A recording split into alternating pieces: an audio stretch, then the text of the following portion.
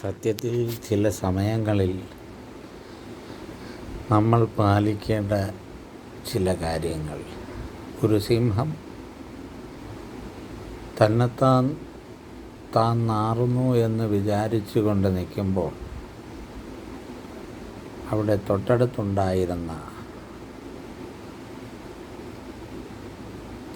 കുരങ്ങനോട് ചോദിച്ചു, നാറുന്നുണ്ടോ എന്ന്.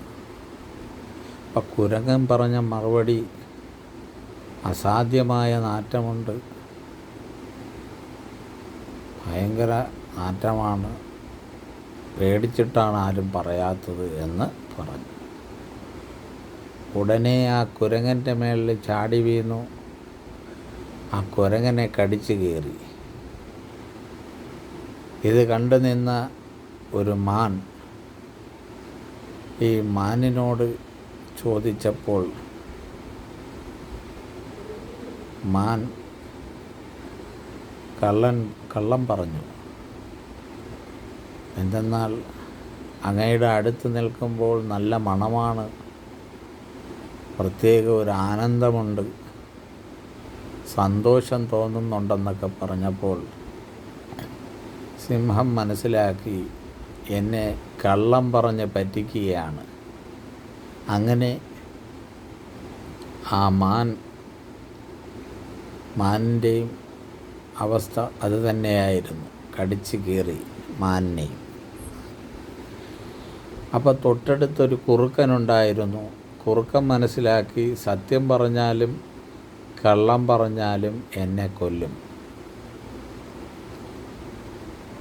അപ്പോൾ കുറുക്കനോട് സിംഹം ചോദിച്ചു, നാറുന്നുണ്ടോ? അപ്പോൾ പറഞ്ഞു, അങ്ങയോട് എനിക്കൊരു സത്യം പറഞ്ഞേ പറ്റൂ.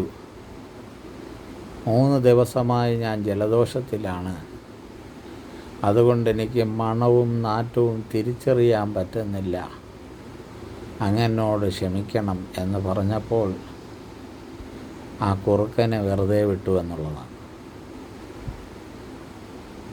എനിക്കൊന്നും പറയാൻ സാധിക്കുന്നില്ല എന്ന രീതിയിലുള്ള മറുപടി.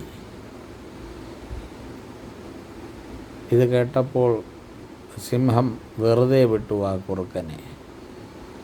ശരിക്കു പറഞ്ഞാൽ ഏറ്റവും നല്ലത് ഏത് വിഷയമായാലും മൗനം പാലിക്കുന്നതാണ് അത്യുത്തമം.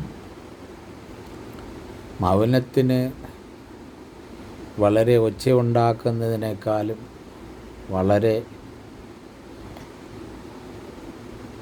ബഹുമാനവും സ്നേഹവും ആദരവും സന്തോഷവും കിട്ടുന്ന ഒരവസ്ഥയുണ്ടെന്നുള്ളതാണ് ഇതിൽ നിന്ന് നമുക്ക് മനസ്സിലാക്കാനുള്ളത്.